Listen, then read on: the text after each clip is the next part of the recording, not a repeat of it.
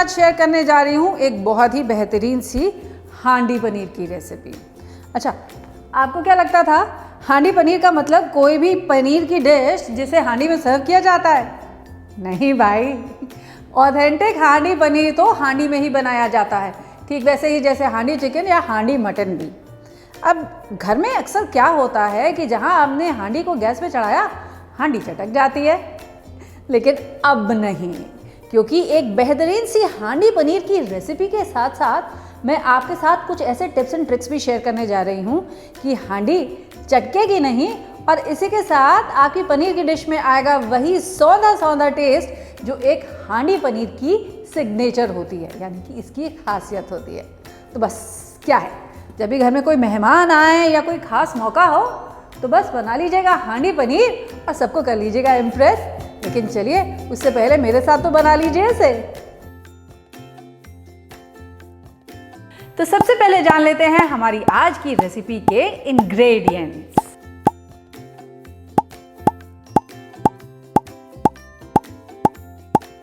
तो भाई आज की रेसिपी की तो शुरुआत ही हो रही है एक टिप के साथ, और वो टिप क्या है, नोट कर लीजिए।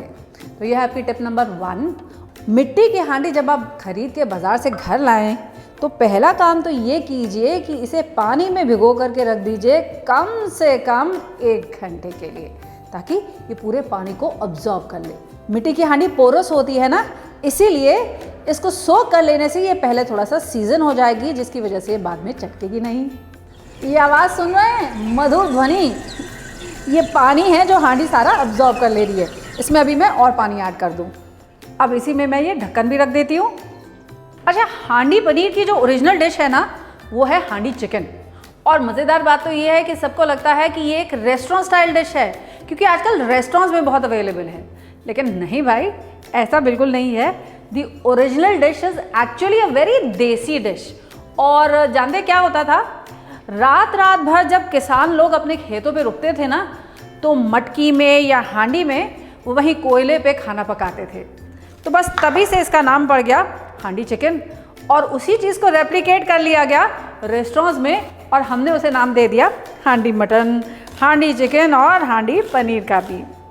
So when restaurants picked this dish up, उन्होंने क्या किया, सेम चीज़ को रेप्लिकेट कर दिया, लेकिन थोड़े अलग अंदाज में। रेस्टोरेंट्स की डिशेस थोड़ी सी रिच होती है ना, तो वो रिचनेस लाने के लिए उन्होंने उसमें ऐड किए कुछ नट्स, जैसे अमूमन सबसे ज़्यादा काजू ऐड किया जाता है। तो आज मैं कौन सी डिश आपके साथ शेयर कर रही हूँ, मैं आपके साथ रेस्टोरेंट स्टाइल वाली शेयर कर रही हूँ, लेकिन हाँ, बनाएंगे उसे ठेठ देसी तरीके से एक हांडी में ही। अब प्याज तो मैंने फाइन चॉप कर लिया है। अब रेस्टोरेंट स्टाइल डिश बना रही हूँ ना, तो इस प्याज की जो कुकिंग है, इनिशियल कुकिंग, उसको मैं कर लूँगी एक फ्राइंग पैन में। फिर इसका हम पेस्ट बनाएंगे काजू के साथ, और तब जो पूरी कुकिंग है उसे फिनिश करेंगे हम एक हांडी में। पहले तो मैं अपने पैन में लेने जा रही हूँ 2 टेबलस्पून ऑयल, और इस ऑयल में पहले काजू को तल के निकाल लेंगे। तो 1 मुट्ठी भर के आप इसमें काजू ले लीजिए। इन काजुओं को गोल्डन फ्राई करके निकाल लेंगे। लुक एट दिस, काजू जो है गोल्डन हो चुका है। अब इसे इमीडिएटली निकाल लेंगे। This done. अब ये जो प्याज है मेरे पास, इस प्याज को मैं इसी पैन में ले लूँगी और इसको भी गोल्डन होने तक फ्राई कर लूँगी। और अब आती है आपकी टिप नंबर 2, जो ये कहती है कि अगर आप चाहते हैं कि प्याज अच्छे से पक भी जाए, साथ साथ में ब्राउन भी हो जाए, तो उसमें ऐड कर दीजिए थोड़ा सा नमक। दिस विल इंश्योर कि आपका प्याज अच्छे से पक भी जाए, केवल बाहर से ब्राउन ना हो, नहीं तो क्या होगा, उसमें एक कच्चा सा टेस्ट आ जाएगा, लेकिन आपको बाहर से देखने में लगेगा भाई ये तो ब्राउन हो चुका है, अंदर तक वो अच्छे से पका नहीं होगा। ध्यान इस बात का रखिएगा, गोल्डन ब्राउन से इसको डार्क ब्राउन होने में केवल 30 सेकंड्स लगते हैं। इसीलिए जैसे ही आपको लगे कि सही कलर भाई अब आ चुका है, तुरंत इसको गैस को बंद कर दीजिए और प्याज को पैन से हटा लीजिए। अब बढ़िया वाली खुशबू भी आने लग गई है, जिससे मुझे मालूम चल रहा है कि मेरा प्याज अच्छे से भून चुका है, ब्राउन हो चुका है। और इसी के साथ साथ कलर तो ऑफ कोर्स दिखाई दे रहा है, ये देखिए कुछ ऐसा। तो ऐसा गोल्डन ब्राउन कलर चाहिए हमें इसका। अब इसे थोड़ा ठंडा हो जाने देते हैं और फिर मिक्सी में पीस करके इसका एक फाइन पेस्ट बना लेंगे।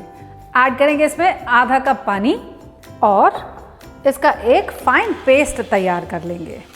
मेरी हांडी पिछले आधे घंटे से भीग रही थी और अब मैं इसे पानी से निकाल लाई हूँ। अब पहला काम तो हम ये करेंगे कि इसे अच्छे से हम पोंछ लेंगे। हांडी को पोंछ करके इसका पानी सारा आप सुखा दीजिए। आप चाहें तो आधे घंटे के लिए इसे ऐसे ही छोड़ दीजिए ताकि पानी थोड़ा अपने आप एयर ड्राई भी हो जाए। अब जानते हैं हम क्या करेंगे? अब हम इस हांडी को सीजन करेंगे थोड़े से तेल के साथ। तो ये ना केवल अंदर से बट वेरी इंपॉर्टेंट बाहर से भी इस हांडी को हमें सीजन कर लेना है। तो जिसके लिए मैं डालूंगी इस पर थोड़ा सा तेल और इसे पूरी हांडी पे रब कर दूंगी। ऐसे ही इसे अंदर से भी मैं ऑयल से कोट कर दूंगी। ऐसे ही इस ढक्कन को भी मैं ऑयल से ग्रीस कर लेती हूँ और ऐसा करने के बाद इसे मैं आधे घंटे के लिए फिर से छोड़ दूंगी ताकि ये ऑयल को भी अब्जॉर्ब कर ले और मेरी हांडी पूरी तरीके से सीजन हो जाए। तो ये तो हो गई हमारी हांडी की सीजनिंग। अब आप मुझे ये बताइए कि आपने अभी तक मेरा चैनल सब्सक्राइब किया है कि नहीं किया? भाई नहीं किया है तो अभी कर लीजिए, तभी तो ऐसी बेहतरीन सी रेसिपीज़ आपके साथ शेयर कर पाऊँगी। और हाँ, याद है ना आपको, अगर आप ये बेल आइकन दबाते हैं तो हमारी हर नई रेसिपी का नोटिफिकेशन आप तक पहुंचेगा तुरंत। एंड में लाइक ज़रूर कीजिएगा और कमेंट करके मुझे बताइएगा कि आज हांडी पनीर की रेसिपी कैसी लगी। तो चलिए, बातें तो हो गई, अब इसे मैं आधे घंटे के लिए रेस्ट करने के लिए छोड़ देती हूँ। तो मेरा पेस्ट भी अब रेडी हो चुका है। एकदम स्मूथ पेस्ट मुझे चाहिए, ये देखिए ऐसा। अब मेरा पेस्ट भी रेडी और हांडी भी सीजन हो चुकी है। तो पहले हांडी ले आई जाए और ये है आपकी टिप नंबर 3। वो आपने कहावत सुनी है ना, सहज पके सो मीठा होए। कुछ ऐसा ही किस्सा है हमारी हांडी की कुकिंग का भी। धीमी आंच पे हमें इसे कुकिंग करनी होती है।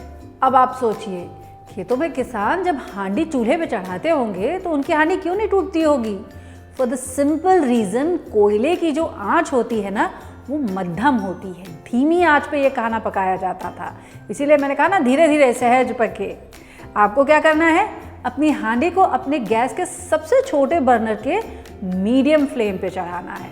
अगर आपने इसे तेज़ आंच पे चढ़ा दिया तो आपकी हांडी क्रैक होने का डर रहेगा। अब सबसे पहले तो लेंगे इस हांडी में हम ऑयल। इंश्योर हमको ये करना है कि इसका जो बेस है वो कम्प्लीटली ऑयल से कवर हो जाना चाहिए। This is very important. अब पहले इस तेल को हम गर्म हो जाने देंगे।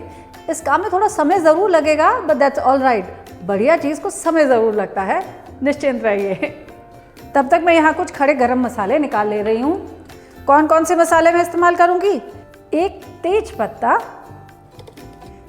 3 से 4 खड़ी लाल मिर्च, 5 छोटी इलायची, 1 टुकड़ा दालचीनी का और 1 टुकड़ा जावित्री का। तेल थोड़ा गर्म हो जाएगा। कैसे चेक करेंगे ये तेल गर्म हुआ कि नहीं हुआ? और ये है आपकी अगली टिप। सीधा सा तरीका है इसे चेक करने का कि आप इसमें 1 से 2 दाने जीरा के डाल करके देखिए। जीरा अगर चटकने लगे तो तेल गरम। देखिए, जीरा चटका नहीं, मतलब तेल अभी गरम नहीं हुआ है। ध्यान इस बात का रखना है हमको कि हमको अपनी हांडी को कम से कम 6 घंटे पहले तो सीजन करके रेडी करके रख देना है, ताकि इसमें जितना भी एक्स्ट्रा मॉइस्चर हो ना, वो मॉइस्चर एयर ड्राई हो जाए। नहीं तो जानते क्या होगा, जब आप इसे गैस पे चढ़ाएंगे ना तो आपके घी या तेल में ढेर सारी झाग आने लग जाएगी। तेल गर्म हो गया। अब डालते हैं इसमें आधा छोटा चम्मच जीरा और इसी के साथ ये सारे खड़े गरम मसाले भी। मसाले जब चटक जाएंगे तब ऐड कर देंगे हम इसमें अपना प्रिपेयर किया हुआ अनियन और काजू का पेस्ट। और क्योंकि ये प्याज और काजू ऑलरेडी भुना हुआ है ना, इसीलिए मुझे इसे अपने पैन में, मेरा मतलब अपनी हांडी में ज़्यादा पकाना नहीं पड़ेगा। लेकिन इस जार में जितना मेरे पास काजू का पेस्ट अभी चिपका हुआ है, पहले इसे थोड़ा सा पानी डाल के मैं और निकाल लेती हूँ। लेकिन इसे अभी नहीं डालूंगी, जब मैं इसमें सूखे मसाले डालूंगी ना, तब इसमें मैं ये पेस्ट डालूंगी। पहले इस पेस्ट को थोड़ा सा इन खड़े गरम मसालों के साथ भून लिया जाए। इसमें ऐड करने के लिए 2 ग्रीन चिलीज़ को भी मैं स्लिट कर लेती हूँ। अब इसमें ये स्लिट ग्रीन चिलीज़ भी ऐड कर देते हैं और इसी के साथ ऐड करेंगे इसमें 1 चम्मच जिंजर गार्लिक का पेस्ट भी। मिक्स मिक्स मिक्स और इसे कुक कर लेंगे जब तक इसमें रॉ जिंजर गार्लिक की स्मेल जो है वो ख़त्म नहीं हो जाती। डन। अब इसमें ऐड करते हैं अपने सारे सूखे मसाले, जिसमें मैं सबसे पहले तो ऐड कर रही हूँ कश्मीरी रेड चिली पाउडर और वेरी नाइस कलर। आप नोटिस करेंगे मसाले ने तेल भी छोड़ना शुरू कर दिया है। तो अब इसमें ऐड करते हैं रेड चिली पाउडर, इसे भी स्टर कर देते हैं। ऐड करेंगे इसमें बस थोड़ा सा क्वार्टर टीस्पून ऑफ हल्दी पाउडर, 1 टेबलस्पून धनिया पाउडर, आधा टीस्पून जीरा पाउडर और इन्हें अच्छे से मिक्स कर देते हैं। आप नोटिस करेंगे कि इस हांडी में भी मसाला उतना ही अच्छे से भून गया है जितना कि पैन में या कढ़ाई में भूनता है। तभी तो देखिए मसाले ने तेल भी छोड़ दिया है। और अब इसमें मैं ऐड करूँगी ये काजू और प्याज वाला जो पानी है मेरे पास, ये, ताकि मेरी कढ़ाई, मेरा मतलब मेरी हांडी का जो टेम्परेचर है वो डाउन हो जाए। और अब मैं इसमें ऐड करूँगी 3/4 कप्स यानी कि 3/4 कप दही। दही जिसे मैंने पहले से ही फेंट लिया है ताकि ये फटे नहीं। और यही है आपकी next tip of the day, यानी कि टिप नंबर 5। दही जब भी किसी चीज़ में ऐड करें, पहली बात तो उसे अच्छे से फेंट ले। दूसरी बात, आपके पैन का टेम्परेचर बहुत कम होना चाहिए, तेज़ आंच पे कभी दही नहीं मिलाएंगे। और तीसरी बात, दही डालने के बाद उसे तुरंत चला लेंगे एंड दिस विल इंश्योर कि आपकी दही ग्रेवी में कभी नहीं फटेगी। दही को चलाते रहेंगे जब तक कि ये एक उबाल पर नहीं आ जाती। अब इसमें ऐड करूंगी मैं 1 कप पानी और इस पानी को भी बॉईल पे ले आएंगे। अच्छा, जब तक ये पानी पकता है ना, तब तक हम अपने पनीर के पीसेस को कट कर लेते हैं।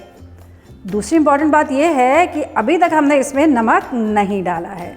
डाला है भाई, जब हम प्याज भून रहे थे तब डाला था ना। तो इसीलिए before adding salt to this, आप इसे एक बार टेस्ट कर लीजिएगा और तब इसमें नमक मिलाइएगा टू एंश्योर कि नमक इसमें जितना आपको चाहिए उतना ही रहे।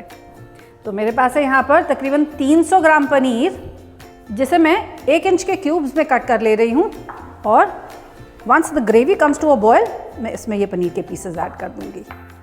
ऐड करने जा रही हूँ मैं इसमें तकरीबन 1/4 कप क्रीम। ये हमारी ग्रेवी को और रिचनेस देगा। कहा था ना, रेस्टोरेंट स्टाइल बना रहे हैं, देसी स्टाइल नहीं भाई, इसीलिए तो काजू पेस्ट, क्रीम सब कुछ डाल रहे हैं। और अब ऐड करते हैं हम इसमें ये पनीर के pieces. Give this a mix. अब टेस्ट के अनुसार आप इसमें सॉल्ट एडजस्ट कर दीजिए। मेरे पास है यहाँ पर थोड़ी सी कसूरी मेथी, जिसे मैं अपने हाथों से रगड़ कर इसमें ऐड करूँगी। अच्छा, कसूरी मेथी को हमेशा हाथों से रगड़ कर ही क्यों ऐड करते हैं? क्योंकि ऐसा करने से आपके पाम की जो वार्मथ होती है, जब हम हाथों को आपस में रब करते हैं तो गर्मी पैदा होती है ना, उस गर्मी की वजह से ये कसूरी मेथी और महक जाती है, इसलिए। अब क्या है, ढक्कन लगाइए और इसे धीमी धीमी आंच पे पकने दीजिए आधे घंटे के लिए। अब आप चाहें तो इसे दम भी लगा सकते हैं। सिंपल, थोड़ा सा गूंदा हुआ आटा लीजिए और उससे अपने पॉट को सील कर दीजिए, ताकि इसकी सारी की सारी खुशबू, सारा का सारा जो फ्लेवर है वो अंदर ही पैक हो जाए। अब ढक्कन पे मैं लगा लेती हूँ ये आटा। इसे अंदर बाहर दोनों तरफ हमें अच्छे से लगा देना है एंड कवर दिस अप और हर तरफ से सील कर दीजिए। मेरी हांडी सील हो गई। अब इसे आधे घंटे में ऐसे ही पकने दूंगी। 45 मिनट, जी हाँ 45 मिनट का समय दिया है मैंने इसे, 30 मिनट का नहीं। और धीमी धीमी आंच पे पकते पकते अब ये जो दम लगाने के लिए मैंने आटा लगाया था ना, वो भी एकदम सॉलिड हो चुका है, यानी कि अंदर के पनीर में भी बढ़िया सा दम लग चुका है। अब अगर तो आप इसे टेबल पे सर्व करने जा रहे हैं किसी मेहमान के सामने या अपने घर वालों के सामने भी, तो सीधा ऐसा ही पॉट उठा के रखिएगा टेबल पर और सबके सामने इसे खोल के कट करके निकालिएगा और फिर देखिएगा जलवा। किसका? हांडी पनीर का भाई। तो अभी तो मैं सर्व करने जा रही हूँ इसे अलग से। So let's open and check ये अंदर से कैसा निकल के आया। तो एक कपड़े की मदद से इसे उठाइएगा, काफ़ी गर्म है ये। And now I am going to cut this open और देखते हैं हांडी पनीर का क्या हाल है। अरे वाह, देखिए क्योंकि ये धीरे धीरे पक रहा था, इसके ऊपर कितना बढ़िया रोगन भी आ चुका है। बेहतरीन सी लाजवाब सी खुशबू, मेरे तो मुंह में पानी आ रहा है। अब क्या करते हैं, निकालते हैं इसे और सर्व करते हैं। तो लीजिए भाई, तैयार हो गया हमारा हांडी पनीर, जो हांडी में सर्व नहीं हो रहा है, सिर्फ हांडी में पकाया गया है। ताकि इसमें भी आए वही सौंधा सौंधा सा टेस्ट जो किसी भी हांडी डिश की पहचान होती है। काजू, क्रीम और दही की रिचनेस से भरी है हमारी आज की डिश हांडी पनीर, जिसमें असली स्वाद तो है सौंधा सौंधा वाला, और वो भी हमारी हांडी का। गार्निश कर लेते हैं इसे थोड़े से कोरिएंडर के साथ और थोड़ी सी कसूरी मेथी के साथ भी। तो अब देर किस बात की, जाइए ले आइए एक बढ़िया सी हांडी और घर पर ही बनाइए हांडी पनीर।